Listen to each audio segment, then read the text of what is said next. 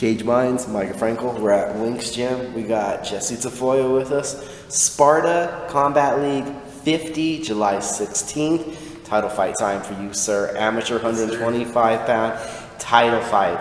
Been getting some. You just came off of a kickboxing title fight, I believe, so now heading into an MMA title fight. How you feeling? How excited are you? I'm so excited, man. I feel ultra blessed to have all these opportunities around me.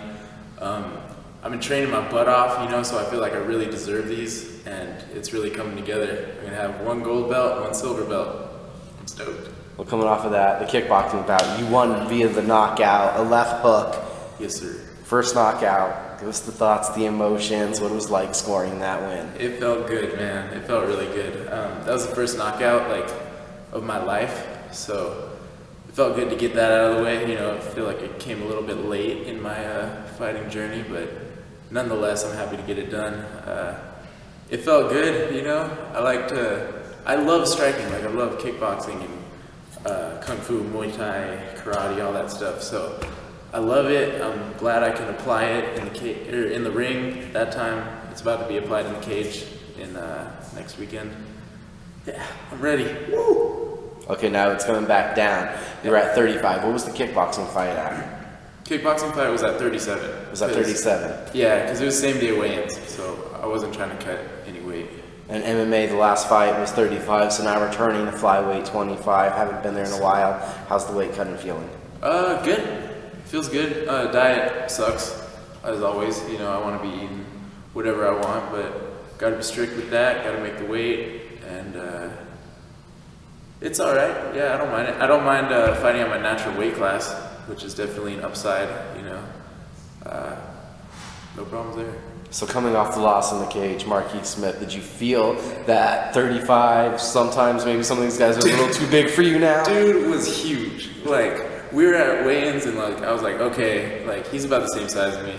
No, that's just we were at weigh-ins. When we got to the fight, the dude looked like a straight buffalo. And I remember I was trying to I scored a takedown at some point during the fight, and I had side control, and I was trying to control the head, and then it felt like he just stood up and pushed me off, and I was like, yeah, these guys get big. They get really big. I was maybe 38 for that fight, and then I've seen on Facebook that Marquis can get up to 55 or so, around there. So yeah, I felt the difference for sure, and my coaches saw the difference. So they were telling me, just fight at my natural weight now. Don't take fights just to take them. Be smart. So I'm doing that. We're getting towards the end of the amateur run, so that's what it's got to be now, Flyweight. Yeah, of course. Yeah. It was kind of irresponsible of me taking those fights at 35, just whenever. I don't care. I love to fight. Anyone can get it any day, but I have to be smart now because this is what I'm going to do for a career. So I have to have the longevity.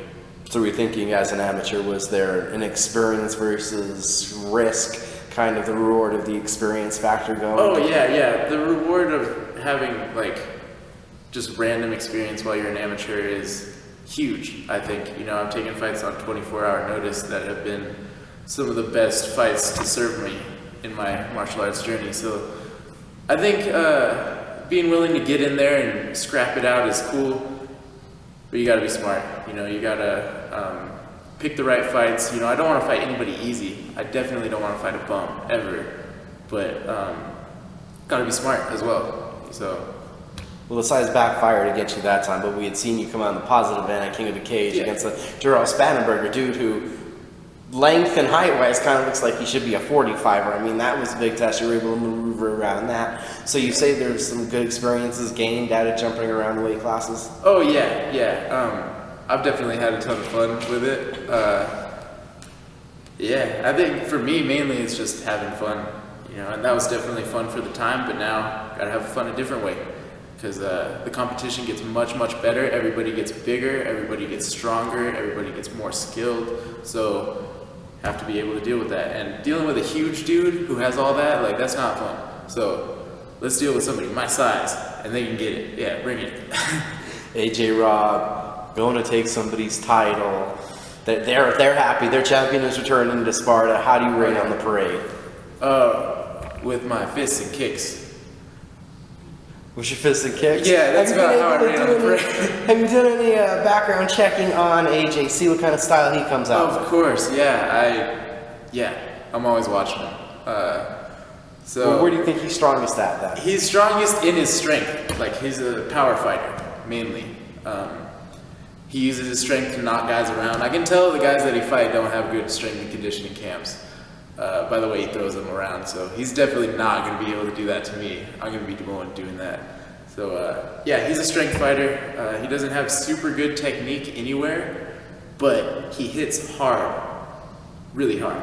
So that's his main threat that he offers. So for you, it's important then to use the agility, your agility and your speed, your footwork in this fight, then changing lane levels, causing confusion. Yes, sir. I definitely want to cause him tons of confusion, and I will do that for sure. I know you're watching, AJ. Sorry, I lost track. What was the question? What are you gonna do to confuse, to throw different looks at AJ? Okay.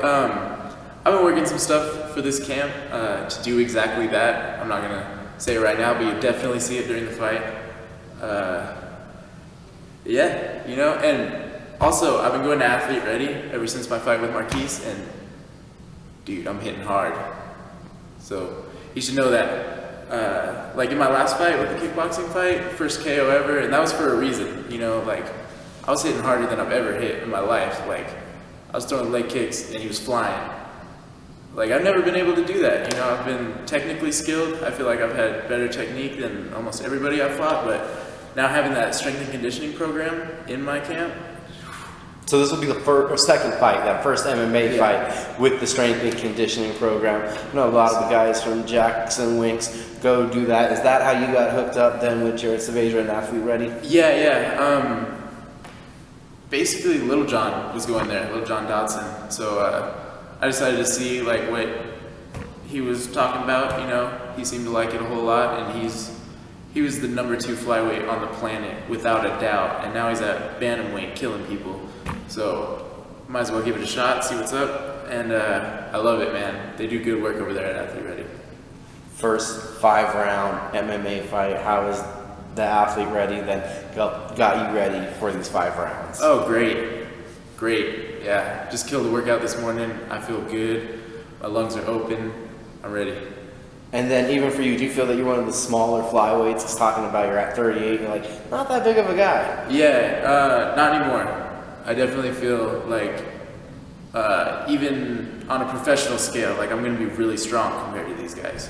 So I'm not worried about size or anything like that. Not a flyweight, hell no. Gonna be the obvious villain coming out to the booze. Have you thought about that? Yeah. All I'm thinking about though, really, like what I'm focusing on is the silence when I finish him.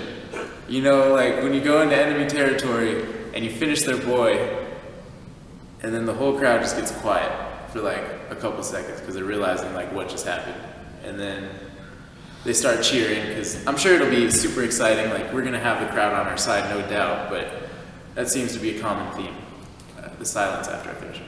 How much does this then put a stamp and, a big exclamation point on your amateur run if you're able to take away another belt? Yeah, let's do it. I want all the belts, I want to finish my amateur run strong, as many belts as I can get, whose champ wants what? Like, bring it. Give me that gold.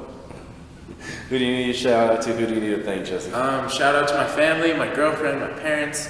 My best friend Kylan's flying in from New Zealand to watch my fight, so I'm excited about that. Athlete Ready, Jackson Wink, my sponsors, Lions in the Zoo, Dexterous. It's going to be a good time. Thank you for the time, sir. Thank you.